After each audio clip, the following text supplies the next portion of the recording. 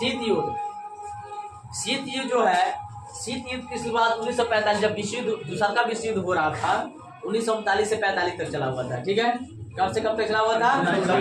45 तक। जब 45 में जब समाप्त हुआ शीत युद्ध, विश्व युद्ध, दूसरा का विश्व युद्ध समाप्त हुआ, तो उसके बाद देखिए झगड़ा समाप्त होता है, समाप्त तो हो जाता है, लेकिन कुछ दिनों तक मनमुटाव, खुलाखुली, है ना, गांव में देखते हैं ना, दो पक्ष में खूब आपस में खूब मार धाड़ जब खूब हो जाएगा, फरिया जाएगा, उसका फोड़ देगा, उसका फोड़ देगा, फरिया गया, काम खत्म।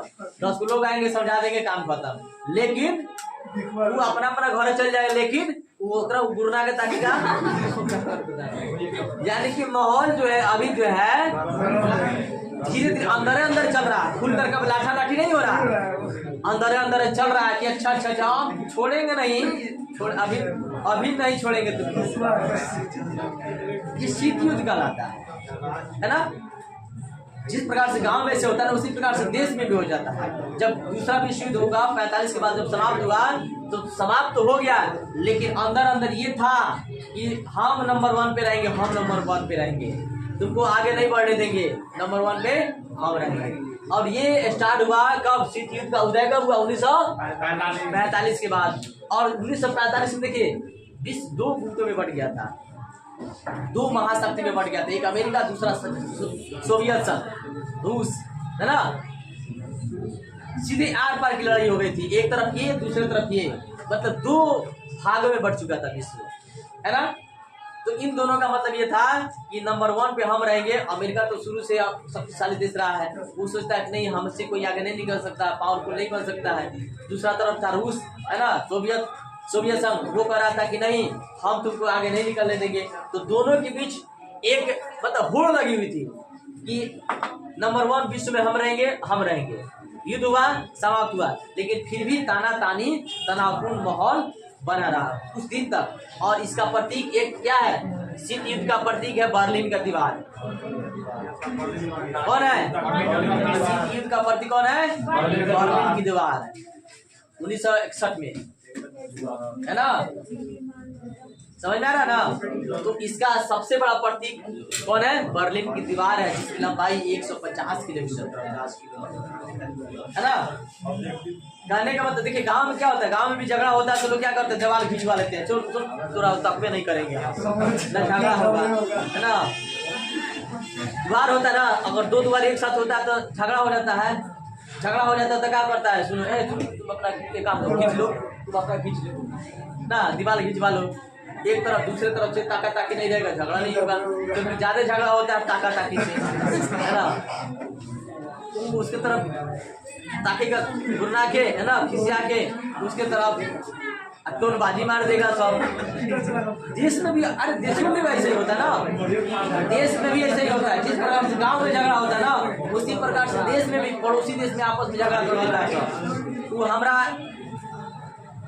हमारा एरिया में क्या बढ़ गया, वो हमारा एरिया में क्या बढ़ गया, जैसे वो पार करेगा, उसका बॉर्डर थोड़ा सा क्रॉस करेगा, तब तक भीड़ जाएगा। हमारे एरिया में क्या आया, द्वार पे थोड़ा, किसी के द्वार पे अगर थोड़ा सा मतलब एरिया में चला गया, हमारे द्वार पे कहाँ आया है, तो झगड़ा हो गया। तो जिस तरह से देश में भी झगड़ा होता है, गांव में भी होता है, राज्य में भी होता है ना।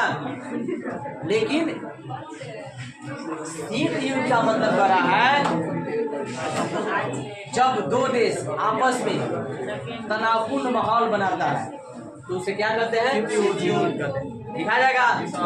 देखिए आगे क्वेश्चन है, कूटनीतिक से आप क्या समझते हैं? ठीक है, कूटनीतिक से आप क्या समझते हैं? देखिएगा, थोड़ा समझ लीजिएगा, ज्यादा समझ में आ जाएगा जो लिखिएगा। कूटनिरपेक्ष में क्या होता है, जब द्वितीय विश्व युद्ध के बाद 2 महाशक्तियों में जब देश बट गया, विश्व बट गया, तो उस समय गुट बन गया, एक पहले का गुट, एक दूसरा का गुट, है ना, दोनों गुट बन गया। अब जो दोनों गुट से अलग रहा वो गुट निरपेक्ष कहलाया। समझ में, 2 महाशक्ति में बट गया, अमेरिका और सोवियत, और जो दोनों गुट में शामिल नहीं हुआ वो गुट निरपेक्ष कहलाया। मतलब किसी गुट में शामिल नहीं रहेंगे, इसका मतलब ये ठीक है, देखिए प्रश्न है, गुट निरपेक्ष आंदोलन से आप क्या समझते हैं?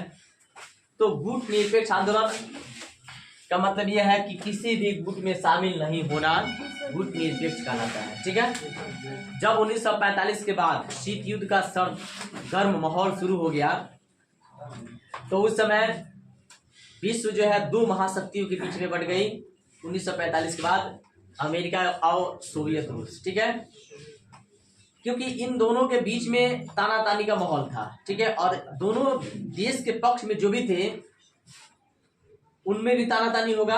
अब मान लीजिए दो देश दो तरफ है, तो जाहिर सी बात है उसका देश, उसका पड़ोसी जो भी होगा, उसका मित्र होगा, उसके साथ में होगा, इसका मित्र इसके साथ में होगा, दो भाग में है।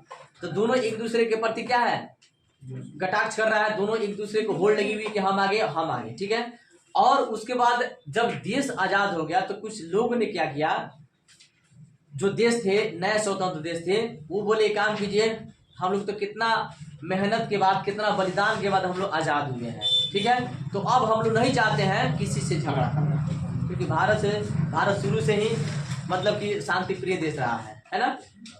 जब 47 में आज़ाद हो गया तो उसके बाद से इनका कहने का मतलब ये था कि हम किसी गुट में शामिल नहीं रहेंगे, ना हम अमेरिका की तरफ से रहेंगे, न सोवियत संघ की तरफ से रहेंगे।